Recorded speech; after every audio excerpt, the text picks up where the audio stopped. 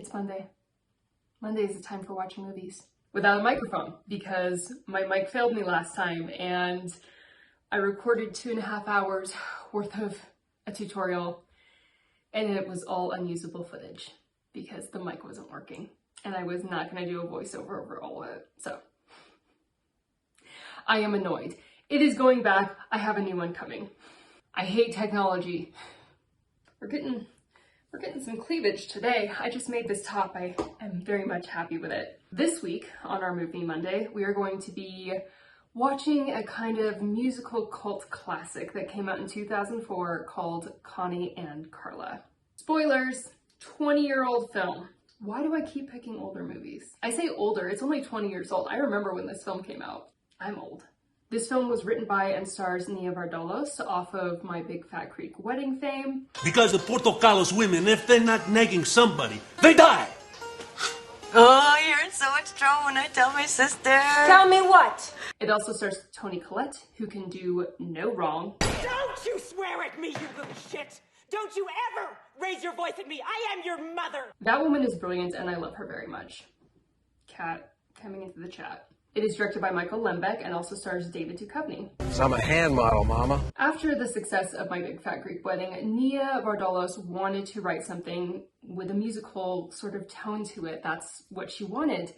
And, you know, originally it was about these girls who love musical theater. They're maybe not so great at it. They witness a crime and they have to escape.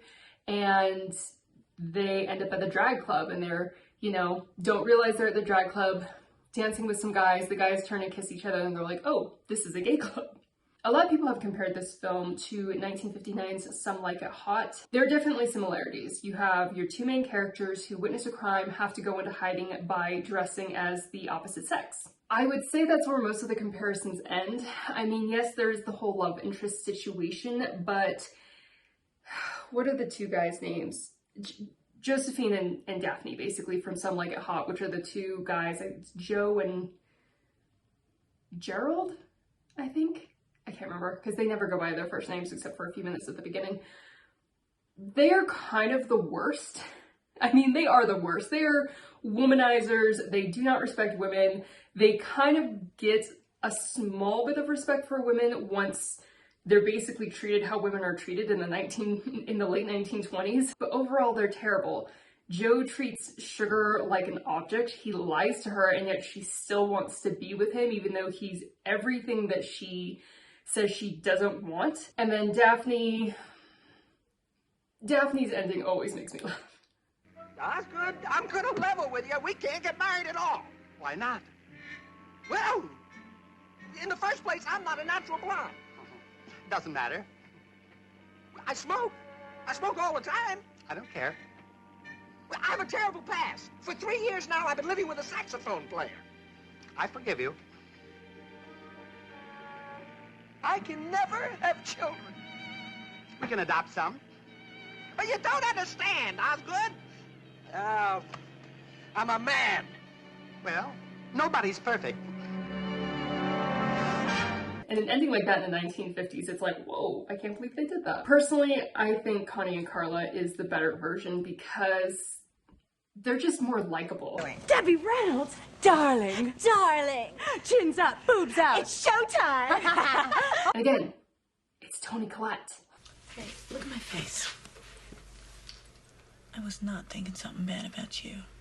Nia had worked with Michael Lembeck in the past, and she just felt that he would be the best person to direct this film, and he did have a musical theater background. He also knew David Duchovny. David Duchovny thought that the script sounded interesting, and he and Nia had such great chemistry that it was a no-brainer. And Toni Collette was Nia's first choice to play Carla, and she also does have a musical theater background. And who wouldn't want Toni Collette? Michael, I don't know what's wrong with your girls. My Masha never uses the word vagina. Kat has entered the chat. Most musical films have about 3 to 4 months of rehearsals for choreography, things like that. They had 2 weeks to learn 31 musical cues and over 100 pages of dialogue on a 44-day shooting schedule. And everything was scheduled down to the minute. The costuming on this film is honestly fantastic. I love the costumes, and they had so many accessories and pieces. They used all kinds of glitter. They used over 100 wigs in this film. And that's just for the main cast. The drag queens that are the extras in the background, those are actual local drag queens who live in Vancouver where the film was shot. And of the main drag queen cast, those actors are all members of the gay community and drag queens. Steven Spinella, who plays Robert / Peaches. Alec Mappa, who plays Lee / In Cream. My name is In Cream. What does that even mean? Christopher Logan, who plays Brian / Patty Melt. He also wrote a drag table coffee book, and if it wasn't $130 on Amazon, I would own it. And Robert Kaiser, who plays Paul. Hello? I don't even have a drag name. Now, unfortunately, coming off of the huge success of My Big Fat Greek Wedding, this film did not do very well. It had a budget of $27 million and only made back $11.3 million worldwide. But like I said, it's kind of become a cult classic amongst musical fans. Do you want to stay up here or do you want to get down? I don't know what you want, but I know that your butthole is literally in the palm of my hand. Now, the acting in this film is pretty over the top, but it really works for what the film is. And the main message of this is it's okay to be you. You don't have to be anyone else except for you. And I feel like that's really important. And for a film like this to come out in 2004, that's kind of a big deal. And they poke fun, you know, they're gonna have fun little things that they discuss, like, yes, all gay men love musicals. And yes, all gay men love Debbie Reynolds. Though apparently when she was on set, everyone was freaking out. So that one might be a pretty true one. You need a bath.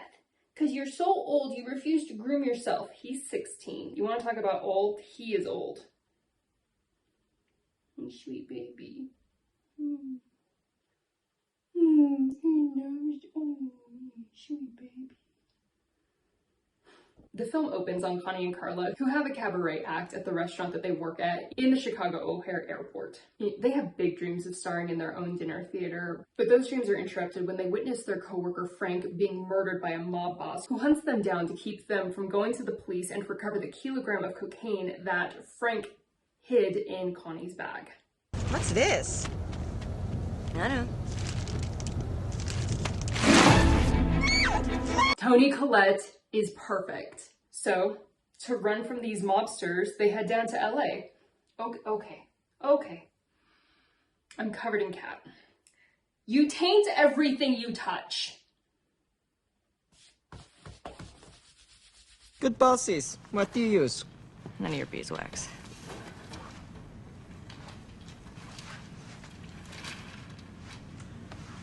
Yeah, they're really good. You should all have a feel.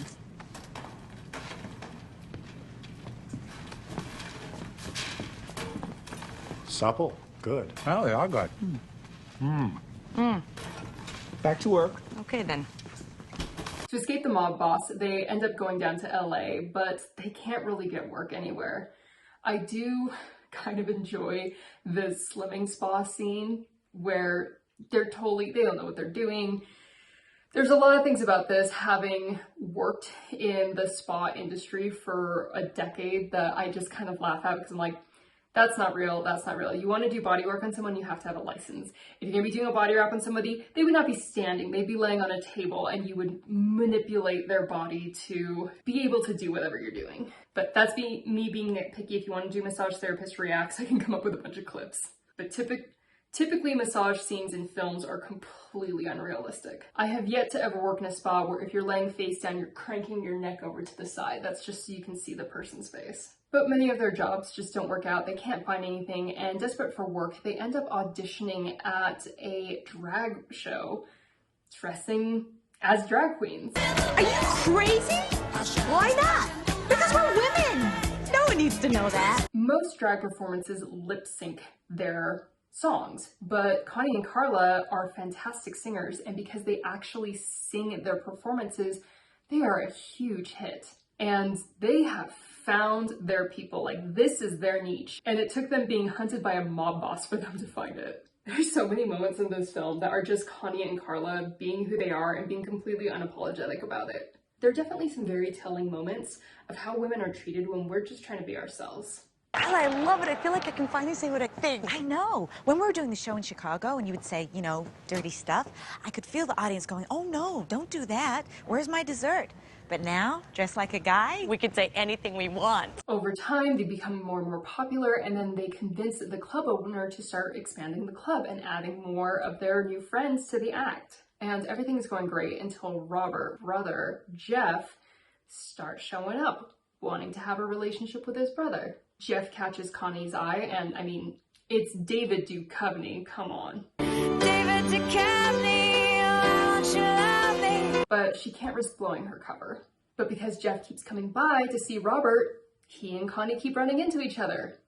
Literally. Now, Jeff is really not comfortable with drag queens, which you're like, you're in LA, but again, this is 2004, and at that time, this was still very much a subculture. It's not like we see today where it is more acceptable most places. We're not going to get into politics right now.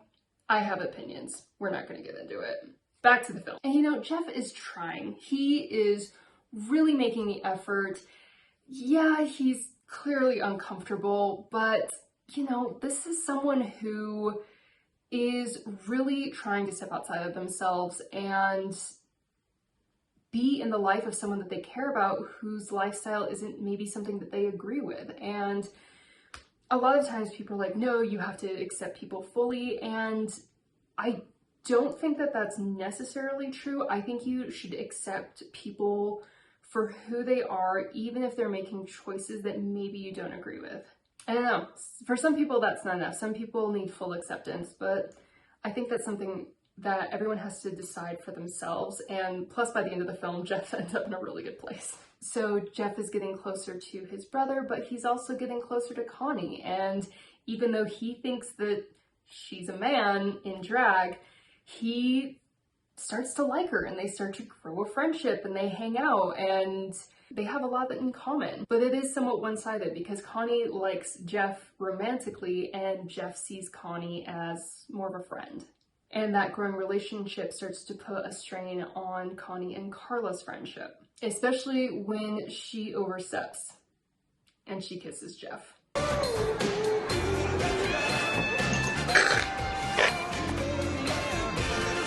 Apparently in the script, Nia just wrote "ack," and they did a bunch of different takes of David Duchovny having different reactions of kissing whom he thinks is a man.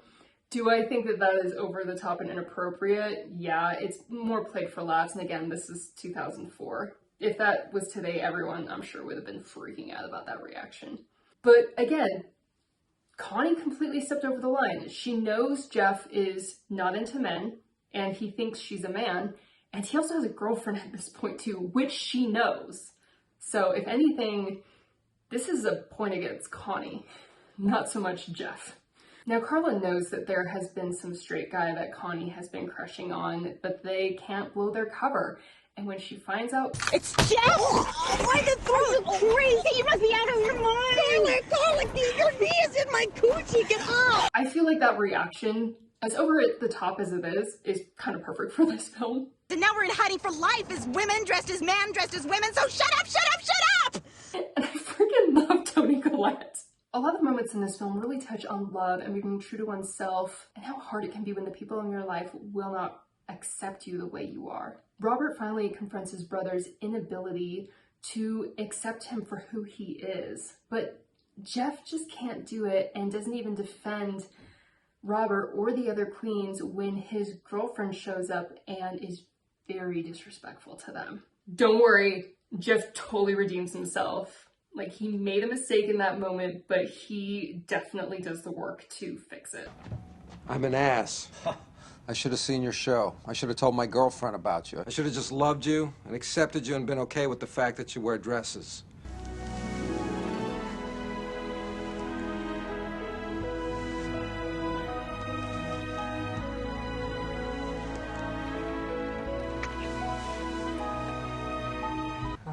About the other night, I wanted to... Yeah. How's Mary? We broke up, so... I wanted to apologize to you. You're not freaks. You're not a freak. I hated seeing you hurt. When the mob boss overhears Connie and Carla's ex-boyfriends talking about them, he sends them off under false pretenses to find the girls. When a local news team covers the drag show, they are able to track Connie and Carla down. And unfortunately, the mob boss is not far behind. At this point, they know they need to run. They know this guy is after them, he's gonna kill them, but they've worked so hard to get to this moment, and they don't want to let everyone down, so they decide to stay one more night, kick off the new club, show everyone how great the rest of the queens are, and then they're gonna GTFO. Opening night of the new club, they launch the show to an enormous crowd and a little help from Debbie Reynolds. So chins up, boobs out, it's showtime! When Nia wrote this role for Debbie Reynolds, she actually never thought that they would be able to get her to do it, and she figured she would just end up casting like one of her aunts. And the line, chins up, boobs out, it's showtime, was not something that Debbie Reynolds ever said before this film. That was something Nia used to tell herself before she had to go on stage, and she needed a slogan for Debbie Reynolds, so she just gave her own. And I honestly love that. They're doing the show, it's going great, until the bad guys show up. They get on stage, hijinks ensue, and of course the queens gain the upper hand until the police show up to take the bad guys away. But at this point their cover is blown, and Connie and Carla decide they just have to come clean. And ultimately, everyone decides to accept the girls. And of course, we have to finish off all of our plot lines, so Jeff shows up. Oh great, more drama! He finds out Connie is a woman, and he's pretty happy about that. Yeah, he was definitely attracted to her when he thought she was a guy. So now Connie and Carla are back to being women, and everything is right in the world.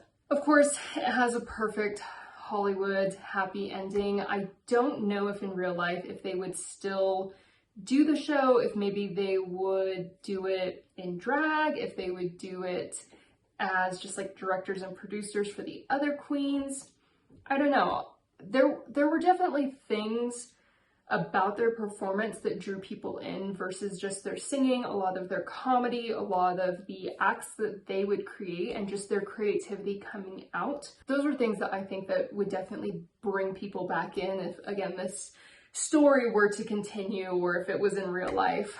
Even coming out 20 years ago, in my opinion, I think this film still holds up. Again, it doesn't paint the gay community or drag queens in a negative light. If anything, it is all about uplifting them and showing that they are an amazing community, and how just overall, I think it's important to treat people the way they deserve to be treated, which is with respect. Plus, honestly, for all the drag queens that I've personally met and known, I think that they're amazing people. So, great film. I do wish that it had been more popular and more successful than it was. I almost wonder if it had come out at a different time, if it would have been more popular. The timing of it coming out, it really wasn't going to appeal to the masses for sure. Not like something like My Big Fat Greek Wedding was. And My Big Fat Greek Wedding was a sleeper hit. No one expected it to be that big, and I remember how huge that was. Like, me and all my friends at school could just quote that movie front and back. But if this film intrigued you, if you thought it was interesting at all, please let me know. I always love to discuss these movies with people. Write a comment if you liked it, if you hated it, tell me why. And also please make sure to like and subscribe, and I will see you next Friday for our next film, and hopefully, or no, Friday's for crafting.